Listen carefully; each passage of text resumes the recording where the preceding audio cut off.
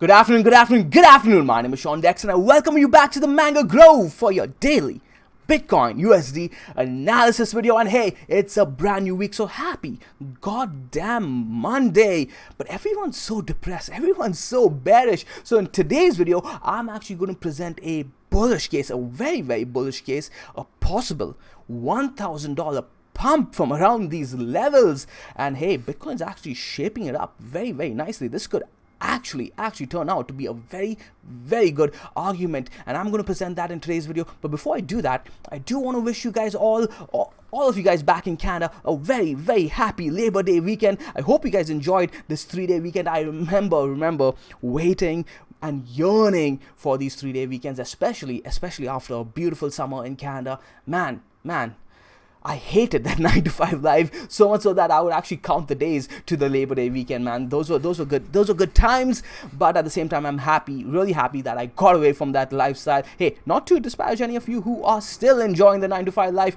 Everybody is different. I'm sure some of you guys feel exactly like I do. But that's why we're here at the Mango videos every single day, to improve our trading and get out of that 9 to 5 life, right? So let's go ahead and see what we have here at the daily Bitcoin USD. Do we have anything to update on based on yesterday's video? Yes, we do. Let's turn on our horizontals and bam, there we go. We have our yellow box territories that we drew just yesterday, guys, right? We have this yellow box territory to the downside, yellow box territory to the upside, and Bitcoin making a quick move to the upside yesterday, right? I think all of this action happened in the late nights while I was asleep, and then finding resistance right at the bottom of this yellow box territory right over here, right? As you can see, 9,824 stopping right there, and Bitcoin doesn't look like it's done just yet. Looking good over here right now. And this is what I wanted to point out, guys.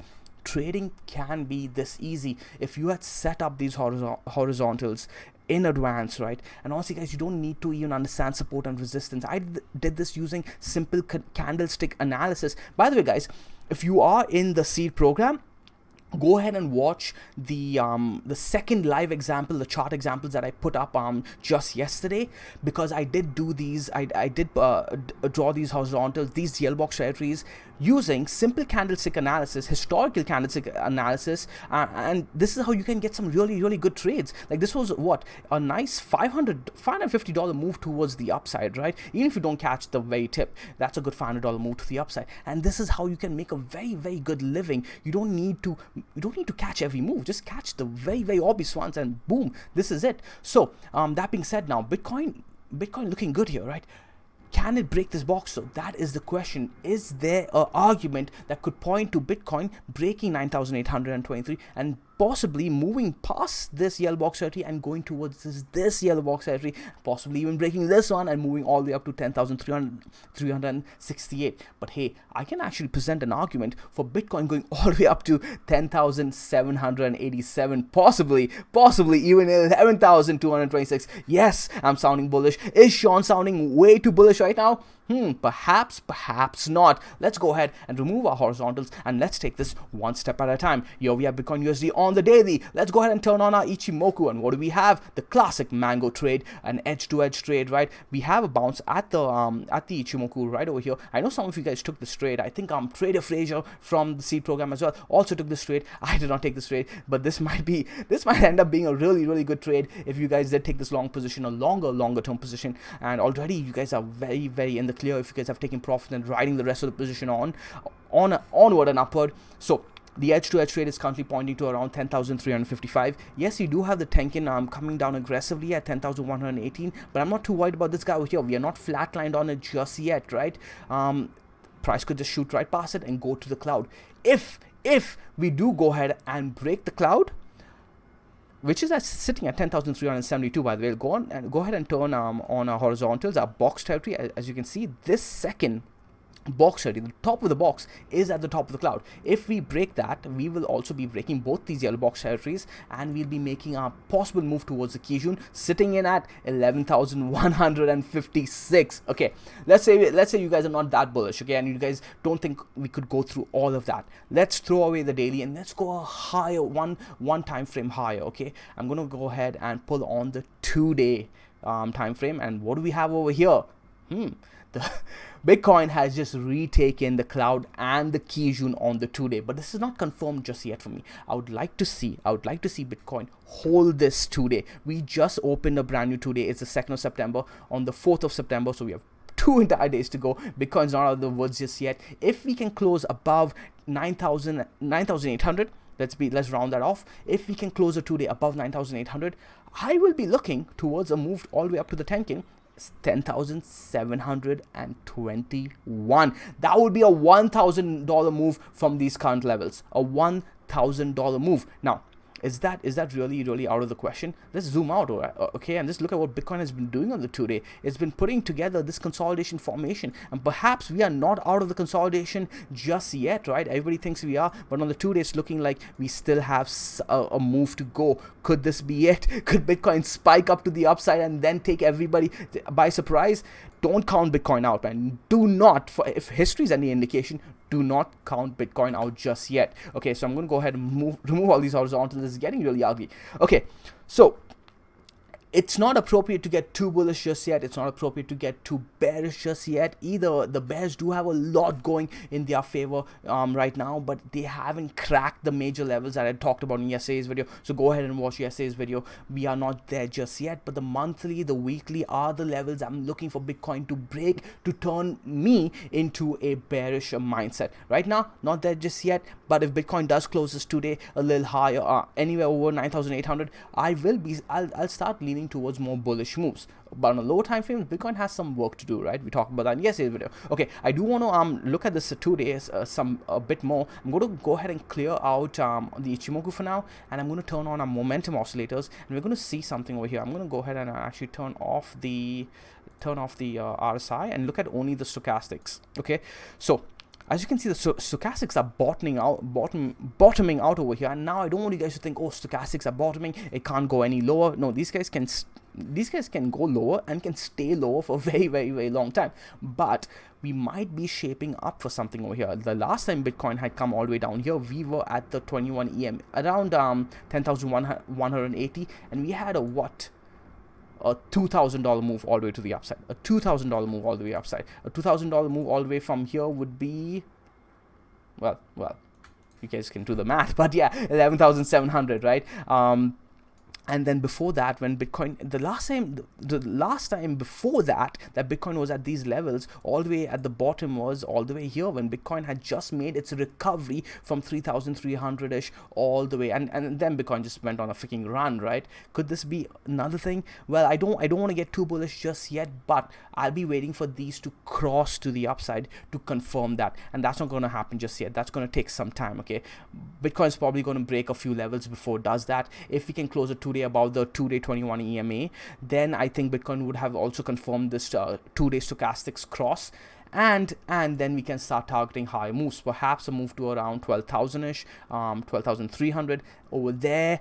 If we break those levels, we can look much higher. Now, this is the bullish case. Okay, today we are looking at the bullish case. It's good to look at both cases. Now, if we want to look at the bearish case, we can go ahead and look at yesterday's video and the video before that. I'm bearish enough over there. Let's go ahead and look at the weekly today just to confirm everything that is going on. As you can see, the weekly is not looking too pretty for Bitcoin. Okay, we have a major level over here. Okay, it's too ugly at this chart. We can go ahead and turn on the BLX chart. Okay, because the BLX is probably updated for today.